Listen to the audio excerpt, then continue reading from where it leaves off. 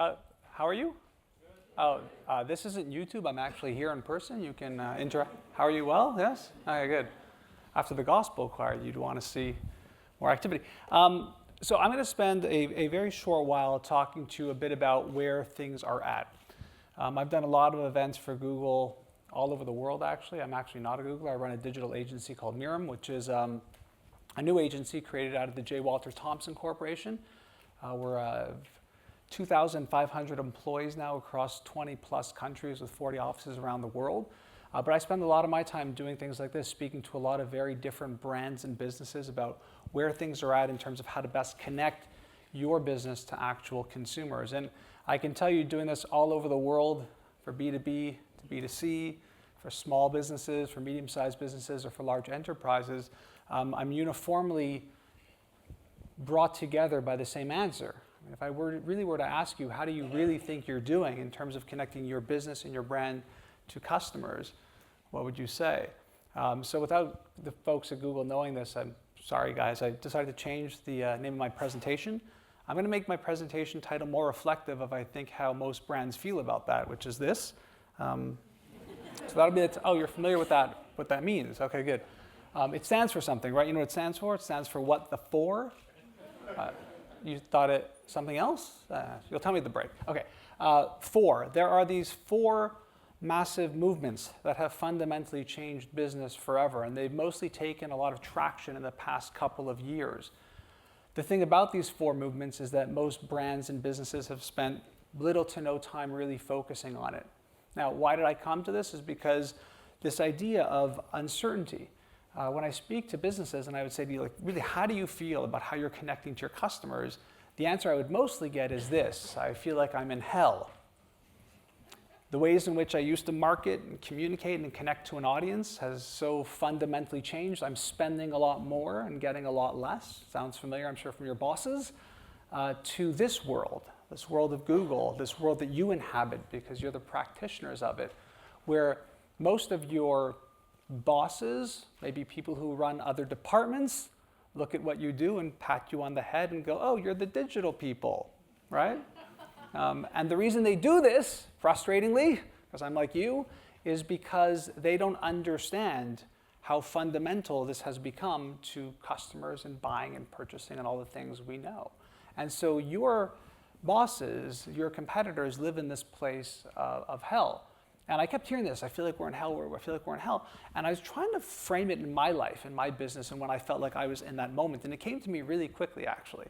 Hell for me was about 15 years ago.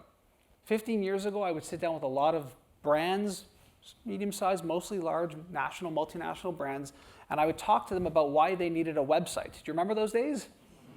And I would be flailing my hands, and my hair when I had it would be on fire. I was very passionate about the space. And inevitably, they would lean in, and they would say to me the same thing, time and time again. They would say to me, tell me again why I need a website. Do you remember those days? That was hell. But if you sort of fast forward to where we're at today, and I were to say to you, social media, do you think social media is going away? I mean, you might say, okay, Periscope is a fad, or we'll see if Snapchat really takes hold.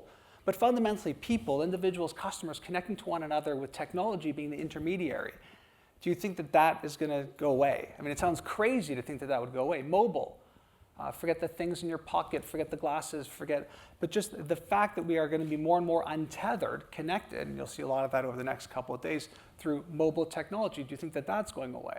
Do you think the days of you turning to your friend at lunch and going, I got to get back to the office to check my email, remember those days? Like, those are not coming back, right?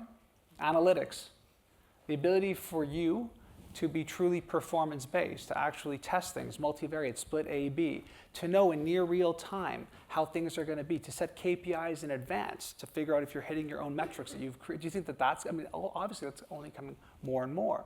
So businesses actually aren't in hell. They're in purgatory. Purgatory is knowing with certainty that these things, mobile, social, other things that we're going to talk about, have fundamentally changed your business, and yet you're not doing enough or everything about it. This is the moment that we are fundamentally in. Most businesses, as digital as some of you may be, it is still philosophically, from a marketing communications connected standpoint to customers, an area of purgatory. So you're testing, you're learning, you're trying, you're doing, budgets are shifting, but you are not fundamentally where that customer is or needs to be. And my job really when I travel is to help people understand how to move through purgatory. And how you do this is thinking in a very, very different way about what it means to market and communicate. So the first of the 4 movements I'm going to share with you is this thing I call the direct relationship.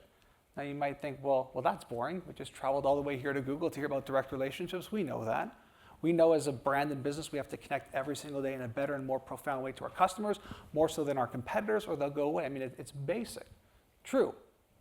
But there's this new war happening for the direct relationship that's only been developed very, very recently, and it is because of digital that this has come forward. And this war that brands and businesses are facing are not just with your competitors, it's with everybody in the value chain of what you actually offer to the customer. Now I get that it's the middle of the day and you've been traveling from all over the place, so I'm going to repeat that. This new war for the direct relationship is with everybody in the value chain of what you offer to your customer. So what I'm going to do is show you what I mean by this by walking you through a story. And this story will only work if you do what I do every single day, which is forget that you are in the business that you're in and just be a customer.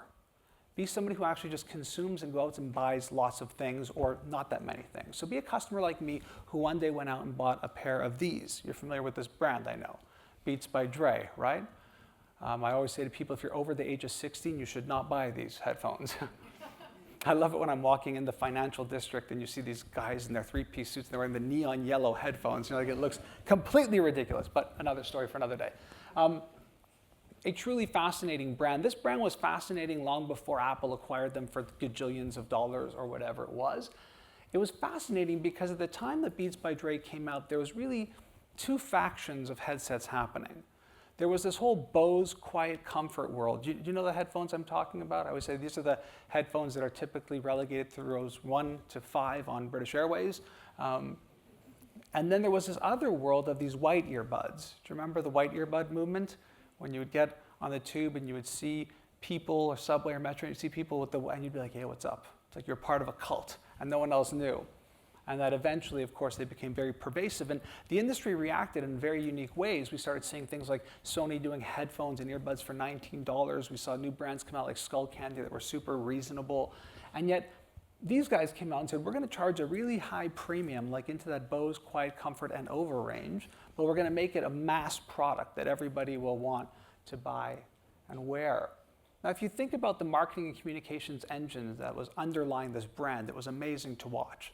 There was everything. There was TV, radio, print, billboard. It's totally crazy. I mean, I live in Canada, but in the US, they had on American Idol. If you saw the American version of American Idol obviously, and they would wear, Jimmy Iovine would wear the headphones on TV.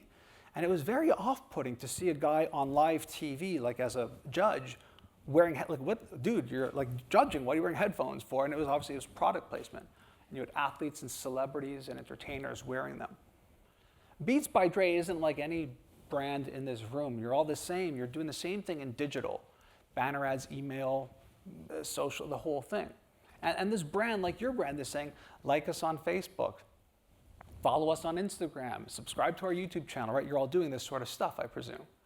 And so again, I'm a customer and I bought a pair of headphones for $500. So fine, you got me. It's like the ultimate fighting championship. I'm going to tap out and I'm going to go onto Facebook and like this brand. And as of this morning, we've got 7.6 million people who like this brand. But here's the thing. Now remember, I live in Canada. I bought them at Walmart. So maybe you'd pick them up at Asda or wherever else you shop around your world.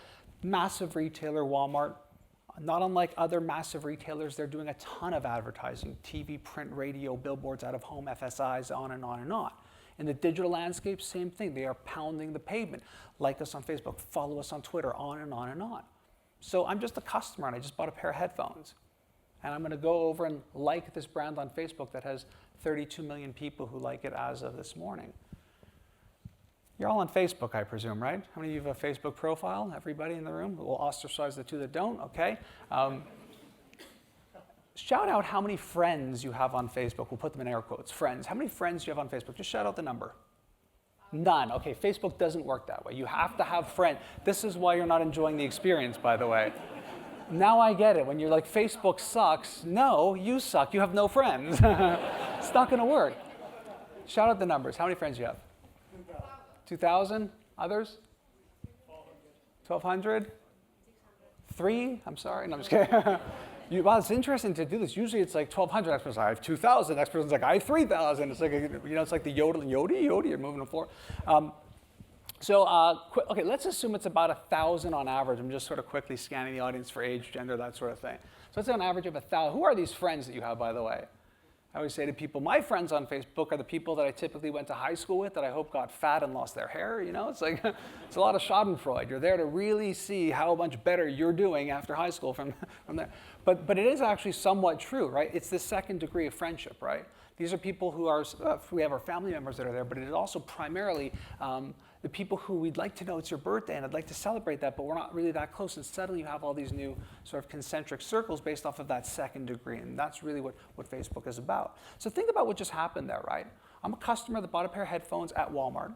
I liked both brands and I let them into my very concentric circle of 1,000 people. Forget the business that you're in. Is that crazy or what? I just allowed my newsfeed to be polluted, let's call it, with 2 brands in a world where I have only 1,000 friends, and that's just one thing that I bought. Forget all the other brands that you represent, that you are pounding people, asking them to follow you and connect you and do all these sorts of things. And if I were to say to you, who is most entitled to have the direct relationship with me, Mitch, Joel, in this, who do you think it would be? Would it be Beats by Dre? Would it be Walmart?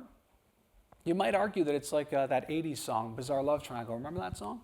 It might be a bit like that, because this is a bizarre love triangle, because it's not just the retailer of the brand, it's also Facebook, because I'm on Facebook, obviously, right? So let's do a little interaction here. I need you to just choose one. Who do you think is most entitled to the direct relationship with a customer? At this point, it's Mitch Joel. Raise your hands if you think it's Beats by Dre, the brand, because I love the brand, I wear the brand. Okay, cool. How many people would think it's Walmart, it's the retailer, because I shop there all the time, I'm there with my family, I love it, I want all about the other things that are going on there? Okay, interested to be at retail and only see that many hands. Okay, fine. You're screwed. How many people think it's on Facebook? You're there, they have your data, you're stuck, you're in the vortex. Okay, you have to, if you don't do this, I'm going to do crowd participation, like you got to massage the person next to you, which is not, so just choose one. How many people think it's going to be the headphone? Raise your hands if you think it's Bose, Beats by Dre, okay. How many people would say Walmart, the retailer? Choose one. How many people would say it's Facebook, you're on there, they own your data? Okay. There actually is an answer. The answer to the question is this. If this weren't a retail event for Google and all of you were employees for Beats by Dre and I were doing a corporate event for you, I would tell you that you should unequivocally own the direct relationship with me, Mitch Joel. There's no doubt about it. But if this weren't an event for Beats by Dre and all of you were employees of Walmart and this were a corporate event for Walmart, I would tell you that you should own the direct relationship with Mitch Joel. Do you see where this is going? Okay? And if it weren't Beats or Walmart and this were a corporate event for Facebook, which would be really awkward at Google, I would tell you that you should own Welcome to Purgatory. See, the thing that most practitioners, even the ones who are hardcore digital ones like you, don't get is that every day you are not trying to get a conversion, believe it or not. Every day you are trying more and more to build a direct relationship with your customer, because it's not just your competitor who's now able to get them, but it's everybody in the value chain. You see this from B2B, B2C, small, medium, large, and it has become such a competitive landscape. I'd also argue that it's the only defending position you can have is to be ultimately the person who has the direct relationship with your customer. And so people say to me, well, do you have a great example of someone who's done this excessively well? And of course, please hold my calls. I'm on stage right now. Actually, I love to hear that. I used to be in mobile, so whenever I hear like a ringtone, it's like, it just sounds like dollars to me. I just love that sound. We used to do ringtones. So how many of you know who Bethany Moda is? I'm just curious. Raise your hands. A couple of you. How old's your daughter? Do you have a daughter or niece, or you're just creepy or what? I usually ask, it's usually like a mom who raises their hands, and I'm like, how old's your daughter? And it's like, ooh, that's always creepy when a guy like me asks that question. Now, don't feel bad. There was like one person who knew. I didn't know either. But how many of you have like a niece or nephew who are like in their teens? Any of you have that or have ever had that in your life? Most of us have, right? I wanted to be the cool uncle. Did you want to be the cool uncle? Or no? It's like we all want to be the cool uncle. I wanted to be the cool uncle. And I was. I spent many years in the music industry. I do this cool stuff. So I'm sort of seen as the cool uncle out of the many uncle and aunts that we have. And then one day I noticed that this was on the sort of lock screen of my niece's Android device. And I said the words that I thought I would never say as a cool uncle. I said to her, who is Bethany Moda? And at that point, I just crossed into this ugly chasm of being an old guy. Like literally completely lost touch. It gets worse. So my 13-year-old niece goes, I can't believe you don't know who Bethany Moda is, which is just like, okay. And then she goes, especially considering what you do for a living. And you're like, really? Like, you just like stand here and just kick me as hard as you can. It's just the same thing. She's on YouTube, and this is what Bethany does. Hey guys! So you're probably wondering right now, Bethany, why are you not sitting in your spinny chair and why are you so awkwardly sitting on your bed? That is because today I'm doing my room tour! Oh my gosh. This video was requested so much. Like literally every time I'd post a video or even like on Facebook or Twitter, everybody was like, we want to see a room tour, post a room tour, Bethany. I'm like, I'm sorry. So this is the day Oh, don't worry, I'm not going to torture you and make you watch this whole goddamn thing. It's like 18 minutes long of a room tour. I mean, how many of you have a teenage daughter at home? Do you know, her room is like it. It's like a prison. You can put your arms across it, you know?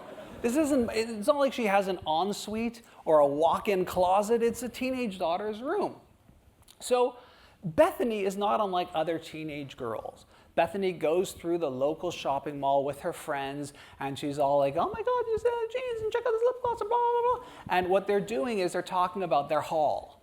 And now what happens, and it's quite the phenom on YouTube, is these young people go on and they tell their haul stories on YouTube, which is what Bethany did. I know, you're like shaking your head like, is this for real? This is real. Like, look, check this out. She's got 10 million views of this video.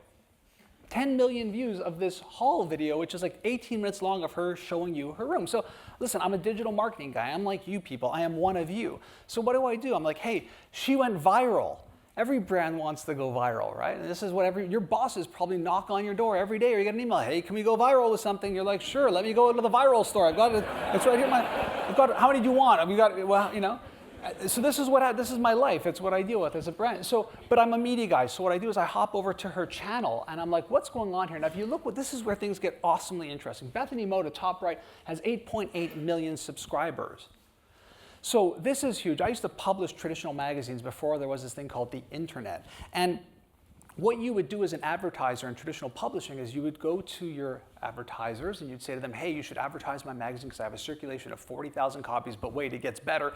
My magazine is so kick-ass that every single issue has like a 4-person pass-along, so it's not really 40,000, it's like 4 times 40,000, so you should buy an ad and it's really great. And at the end of the month, please don't come by the printers where they have the big recycling bins and they put all, you know, like just, what she's doing here is over-indexing, right? She's getting more video views than she has subscribers. And it's not an anomaly. If you look at the videos that she has, you can see over here 2.5 million, 4.2 million, 3.5 million, 1.7. These are newer. What they'll do is over time, they will crank up and they will go higher and higher and reach towards 8, and most of them will surpass that 8 and go into this over-indexing model. She's actually getting more views than she has general subscribers. And this is really interesting because, again, you guys are like, Bethany Moda, never heard of her. Have you heard of this person? Do you guys know who this is? Because he's really popular in North America. Do they have, what's the show called? Last Week Tonight or whatever? They have it here? Okay, cool. So it's John Oliver, right?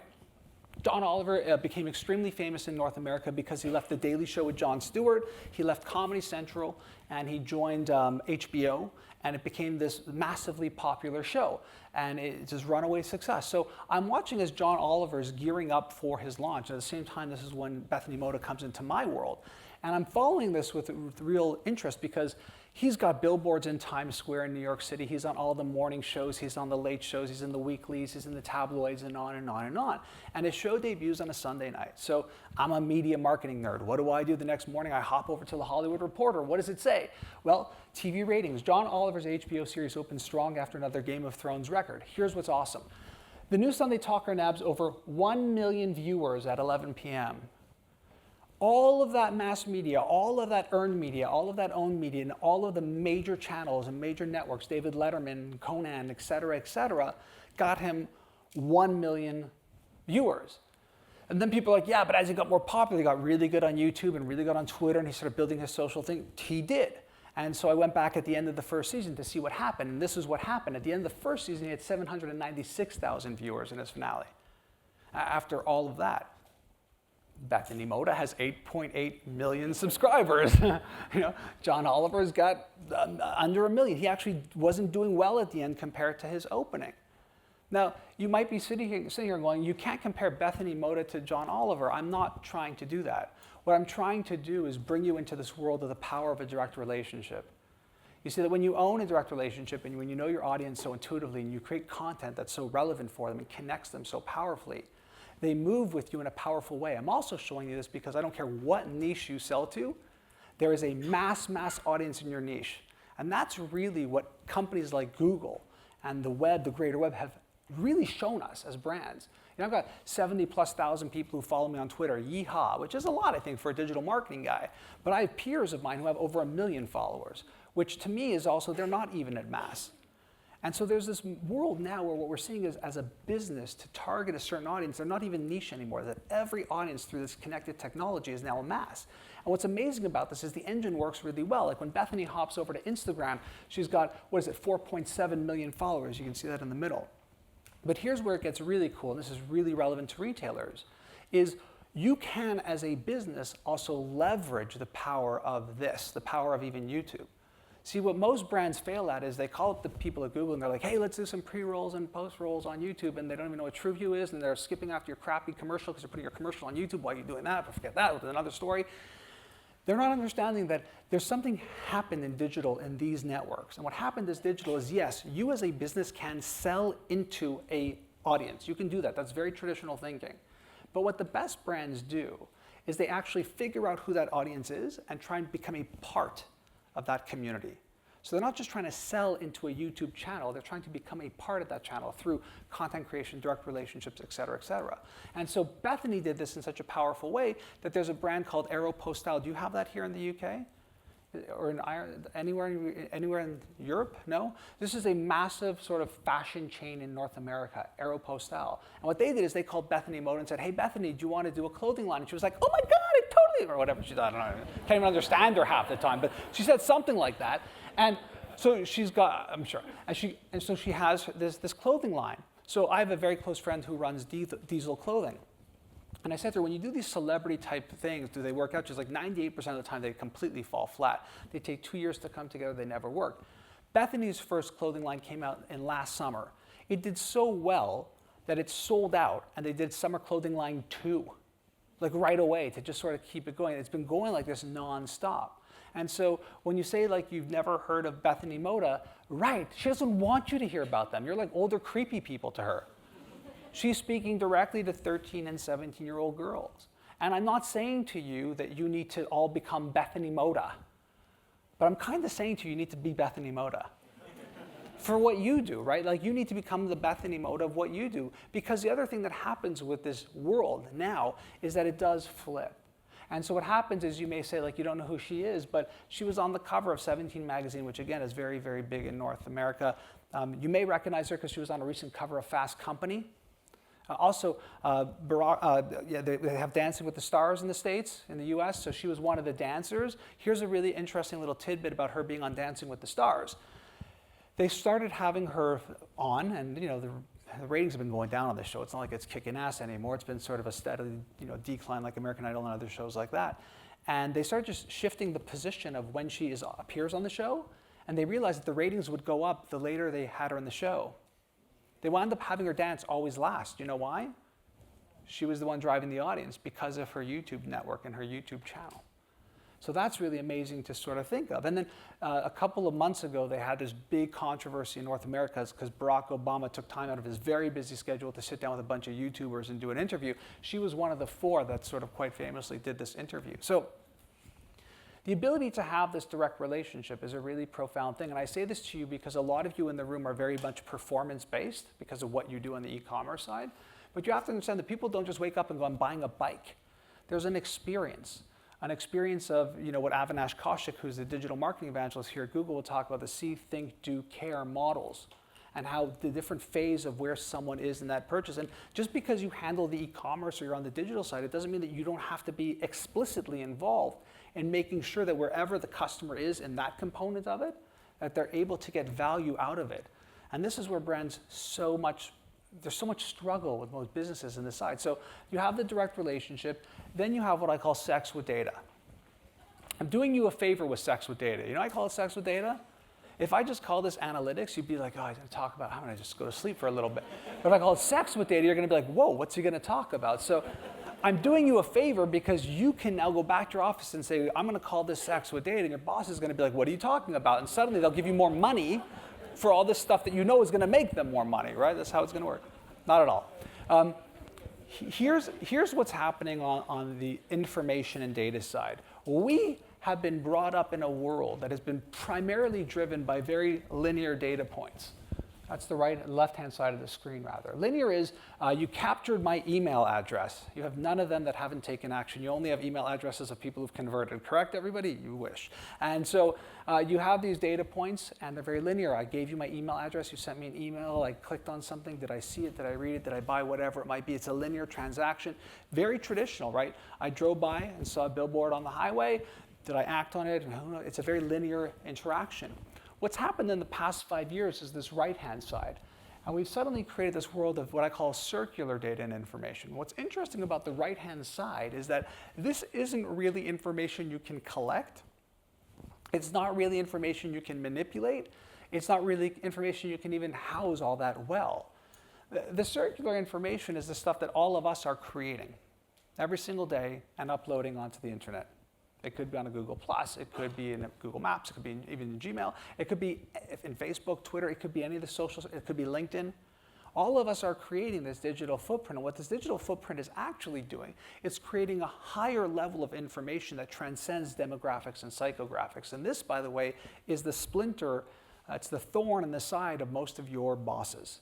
They don't understand, and if they did and they studied market research, they'd see there's been a tremendous diminishing value in marketing research of demographics and psychographics because of this. The smartest businesses are figuring out how to target customers as actual individuals now, not just the demographics and the psychographics of it. And so now we suddenly have a world where we can take this linear information and combine it with this information, right?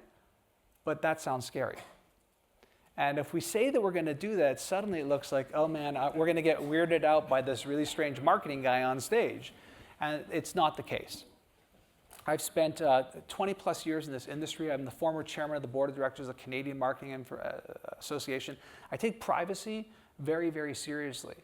And I take it so seriously that I think we are completely screwing it up as businesses.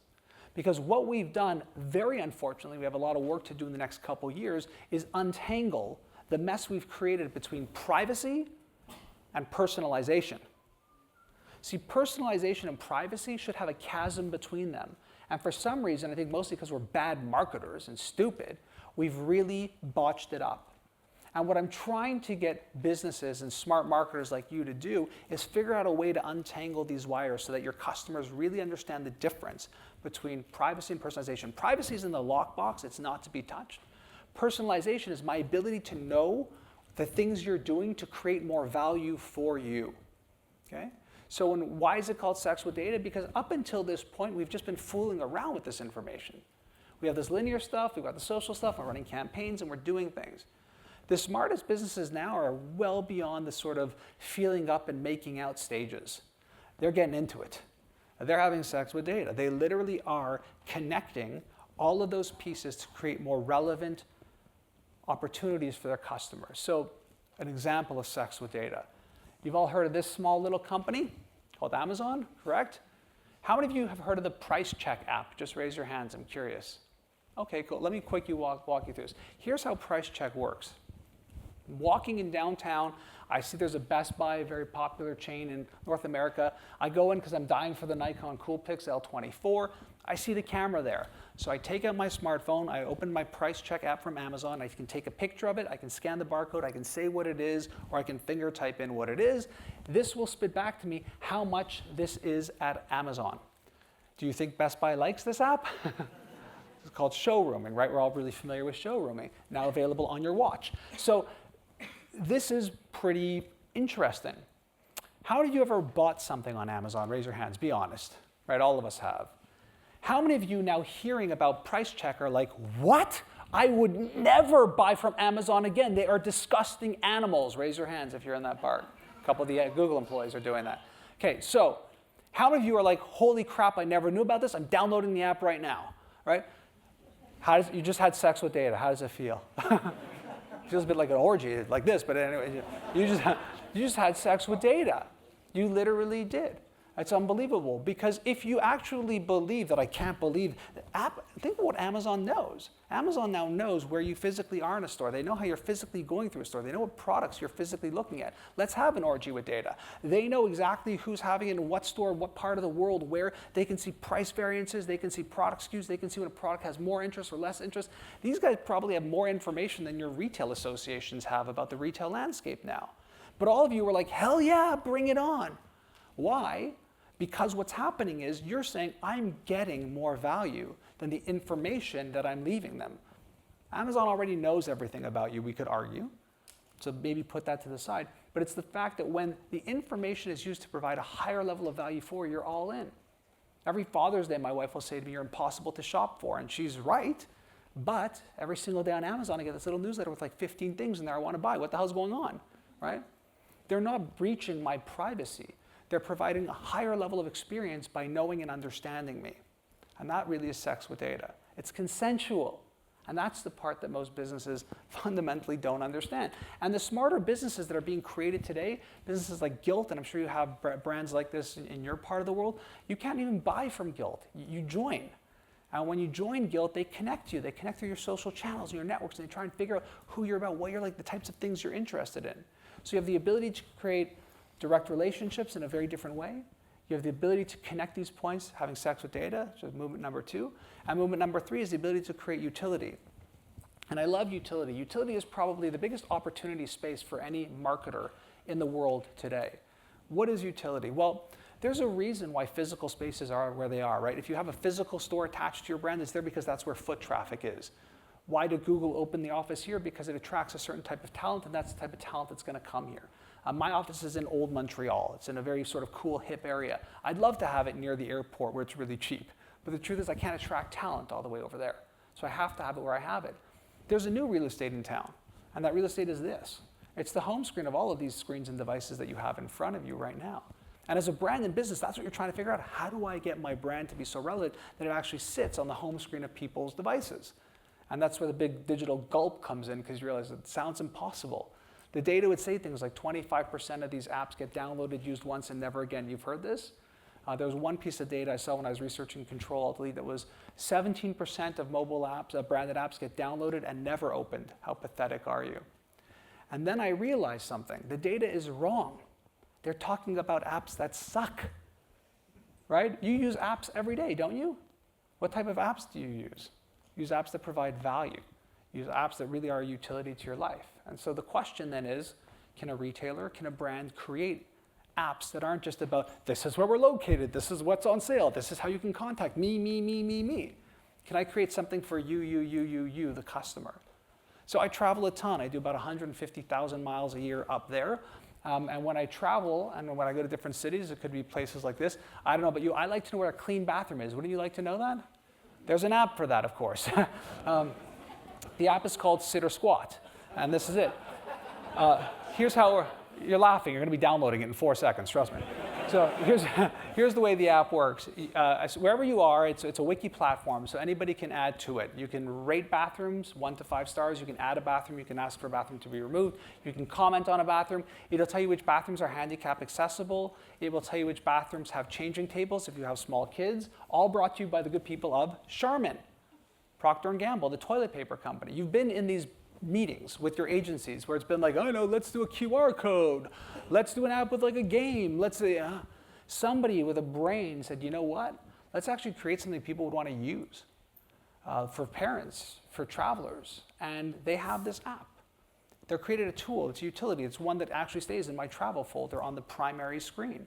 Utility isn't just about digital applications. They can happen anywhere. I love this. There's another very emerging brand in the US, and what they do is it's sort of white labeled and it just says, help, I've cut myself. So obviously it's Band-Aids. But here's the utility. When you're done with the Band-Aid, you put it back in the box and it's self-addressed, and it actually sends you into the marrow registry because you have blood on the Band-Aid, right? So they can use that to actually register you into the bone marrow registry. What an amazing idea, right? Total utility. And so it's a total functional tool that you can use, not just marketing, advertising, coupons, 2 for 1. It's actually tools and functionality that engage customers to build those direct relationships. So you may be saying, I'm not smart enough to do that. I'm not smart enough to think about bone marrow registry. I'm not smart enough to do this whole Charmin thing. The cool thing about the internet is it always gives, right? Every morning you wake up, the internet gives you something new. It's a joke, it's something, it gives in utility too. So Dish Tip is an example of the internet giving. What Dish Tip is it takes something that already exists that was tweaked to make it more relevant to an audience, and this is where you can win big. How it works is, you ever use Yelp or OpenTable? Are they popular here for like restaurants and stuff? Right? I hate it because every restaurant's like a 76. 76 is the worst percentage ever. It's not amazing, it's not terrible. What do you do? So what they did is, this group of people, they just went in and scraped all the open APIs and grabbed the data and just looked for specific dishes. So now this is a mobile application, it's just a mobile website. Wherever you are and you hit it, it'll tell you what the best dishes are in the physical location that you're at. How much better is that, right? So suddenly you're really able to see like what taste do I have for today? So again, imagine taking something that exists, tweaking it, and providing it as an application, a tool or utility that you could give to your customers, because you may not have the ability to do what these guys did. Lego, another brand that creates a tremendous amount of traction, and I have a passion for this brand beyond words, except for when it's 3 in the morning and I step on that little red square and it's like, God, I hate you at that point. But every other time I love Lego. So Lego has a lot of physical stores. Are they emerging in in Europe as well? Do they have a lot of stores here? Or do they? Yeah. So in North America, it's crazy. Like, these little Lego stores are opening. They're little. They're like 1,300 square feet. They're not they're not like Toys R Us or Walmart or Target or Asda. They're these small little stores. Well, if you're a parent and you're looking to buy a toy, what's going to make you go to a Lego store versus going to a more massive big box retailer? So they realized they have to create utility. And what they did is they honed in on a very profound insight that I love. Do you remember when you were a kid and you were staring at the Lego wall at the store? You'd look at this and you'd go, wow. And like, you'd take a box and you'd hold it and you'd be like, can I do this? Like, can I build what's in there? And then we all did the same thing. We would take the box, hold it next to our ear and shake it. Do you remember doing this, or your parents did this? As if that were any sort of indication as to whether or not you could build what's in the box, but we did this, right? And so what they did is they honed in on this insight and they created these things called the digital box. And the way the digital box works is like this. When you walk into the Lego store and you hold the box up, it starts building what's inside the box using augmented reality, 3D animation. And so you can actually see it, and when you turn it around, you'll see like which parts move, how big it is, the little figurines you get, because figurines are really popular now. So again, this box could have been the standard, like, hey, scan your VIP card and get a 20% coupon, like every stupid thing that every retailer always thinks to do. But they're actually solving problems and creating utility because digital technology allows this.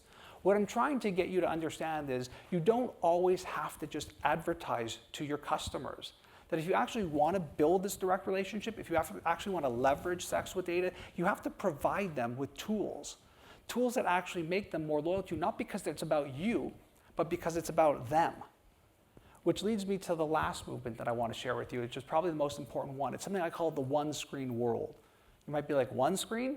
And I'm sure the people at Google are very happy that I'm going first because they're all scrambling now to change their decks because they're probably talking about 3 screens. All right, 3 screens would be TV, computer, mobile. Some people say the 4th screen is the tablet. I might argue. I believe that we now live in the one-screen world. The one-screen world is simply, the only screen that matters to me is the screen that's in front of me. Screens are everywhere, they're connected, they're ubiquitous, and it's just going to be more and more like that. And if we think in this 3-screen silo, we're going to fail. So a lot of people who present to you or you've seen speak on digital probably show you a slide like this, and they're probably dressed in black and they're bald and tall like me, and they go, look at how disruptive this market is. How are you ever going to get a message through in a world like this? This slide might as well be 20 years old.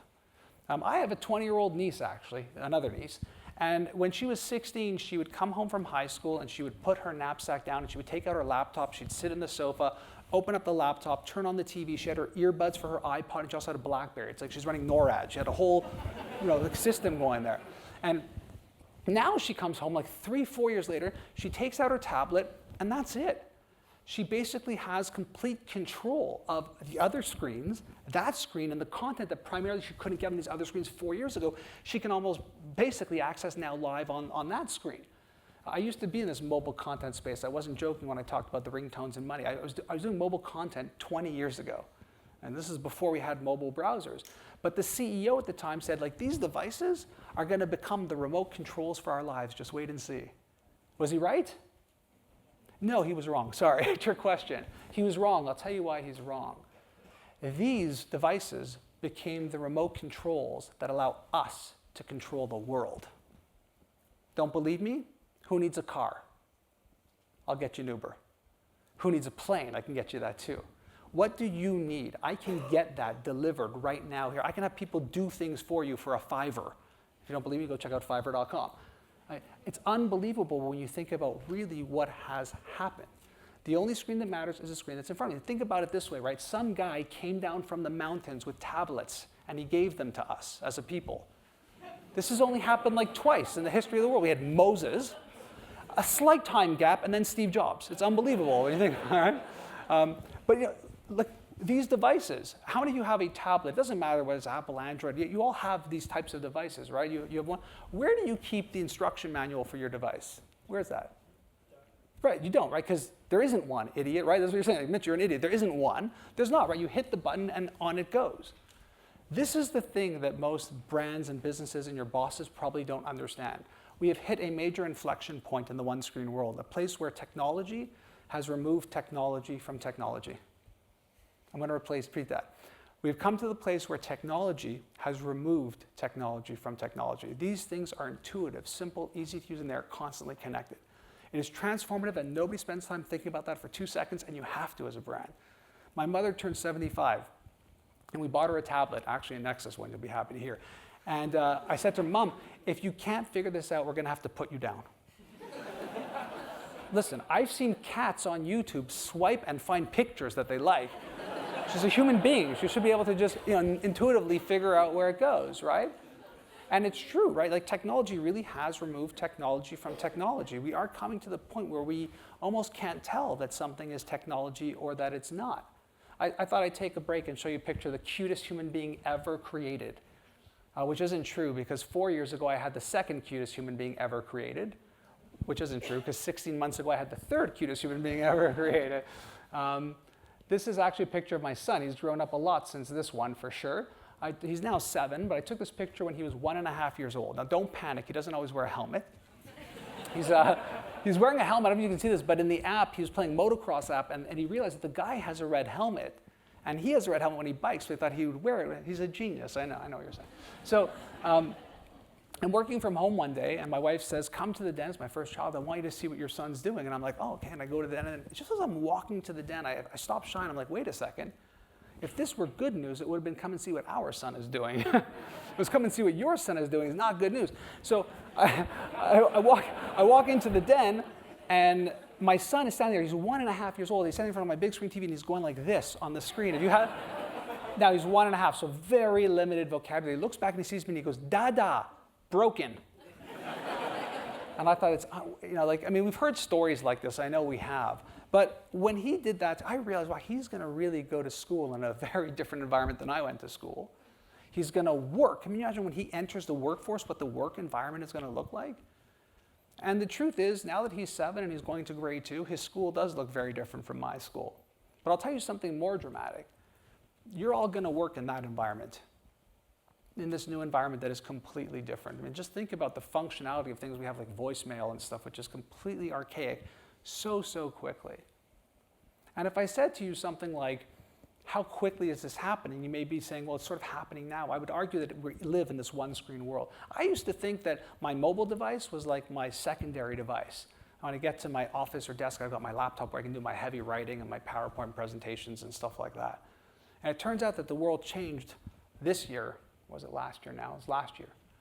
Where literally IDC, which is the big analyst for technology, they said that the PC has become the secondary device. The primary device is our mobile devices right now. And if I were to say to you, not really knowing the environment, but the US of A, how long do you think it'll be before, let's say, over 40% of the US no longer has a landline? Now, keep in mind, we're not talking about Silicon Valley, New York, Chicago. We're talking about like Texas and Florida and states like that. For you, it's way more normal and common because of the pervasiveness of mobile technology in Europe in particular. But in the US, they're pretty attached to their landlines. It happened last year. We got in the US, over 44% of these households don't even have landlines. They're living in the one-screen world. I'll show you the scariest slide you'll probably see all day. This idea of the one-screen world, they try to put it into the context of global world. So here you're seeing the population of the Earth from 0 to 7 billion people. Over here, the penetration from 0 to 90% of all of these things. I'm going to help you out over here. These are the people who have mobile subscriptions. These are the people who have access to electricity. These are the people who have access to safe drinking water. So you might be saying to yourself, that's pretty freaking crazy, actually. But there's another little data point on this slide that's crazier. Does anyone see it?